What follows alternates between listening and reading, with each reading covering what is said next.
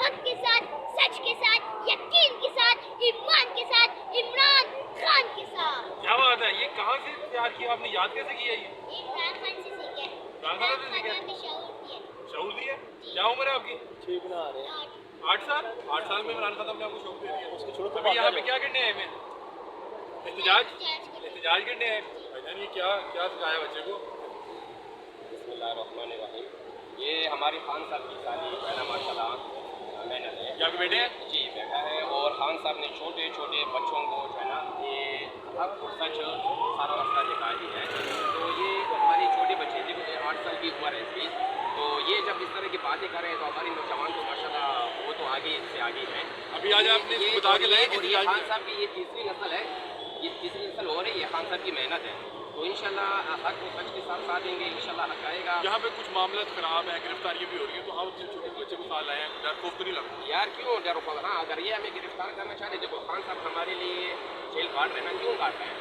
उसको तो ज़रूरत नहीं है, किस चीज़ की उसकी कमी है? किसी चीज़ की उसके पास कुछ सही कमी नहीं है।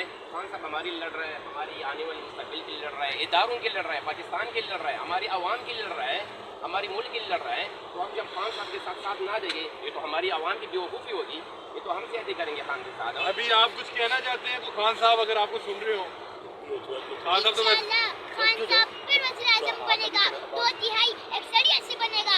आप लोग देखते रहो, इंशाल्लाह फिर इस कुर्सी पे बैठेगा, इंशाल्लाह। अभी आपको डर भी नहीं लग रहा? इतने पुलिस वाले अंकल आए हुए हैं, क्यों डर लगेगा? डर नहीं लगता? नहीं, हमें डर नहीं लगता। पुलिस वाले अंकल बड़े गुस्से में। कोई अभी आपके जो दोस्त देख रहे हैं उनको क्या कहेंगे, जो स्कूल के दोस्त आपको देख रहे हैं? ए लोगों, अपने अंदर खौफ कबूत तोड़ो, निकलो पाकिस्तान की खातिर।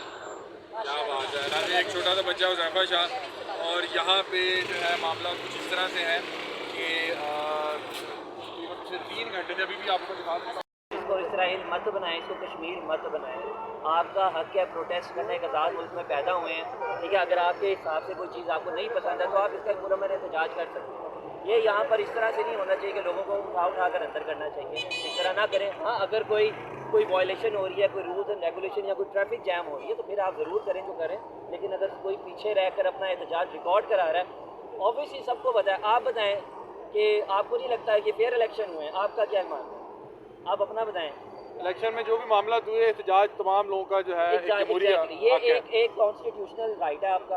आप यहाँ पे एहतजाज रिकॉर्ड करवाने हैं अपना? मैं कोई स्पेसिफिकली यहाँ पर एहतजाज रिकॉर्ड कराने नहीं आता। मैं तो यहाँ से गुजर रहा था तो मैंने देखा कि यहाँ पर कुछ लोग एहतजाज कर रहे हैं, तो मैंने जस्ट पूछा कि क्या कर रहे हैं, क्या बात क्या है। कई लोग होते हैं ऐसे कि जिनको पता ही नहीं होता कि वो किस लिए आए हैं, बिरयानी को डब्बों के पीछे आए होते हैं। तो आपको क्या महसूस हुआ यहाँ पे? मैंने तो देखा कि यहाँ पर एक बड़ा ही ज़्यादा पुरअमन एहतजाज एक बच्चे कर रहे थे, यंगस्टर्स कर रहे हैं, तो करने देना चाहिए। इस तरह नहीं करना चाहिए कि आप पकड़ के धक्कड़ करके लोगों को अंदर करें। इस तरह से चीफ जस्टिस साहब से और तमाम तर इदारों से रिक्वेस्ट है कि प्लीज़ इस तरह मत बनाएं। आगे बहुत तमाशा बन चुका है हमारे मुल्क का, दुनिया हंसती है हमारे मुल्क में, और बड़ा अफसोस होता है कि हम इस सिस्टम का हिस्सा और इस चीज़ों को अपनी आंखों से विटनेस कर रहे हैं। Thank you so much.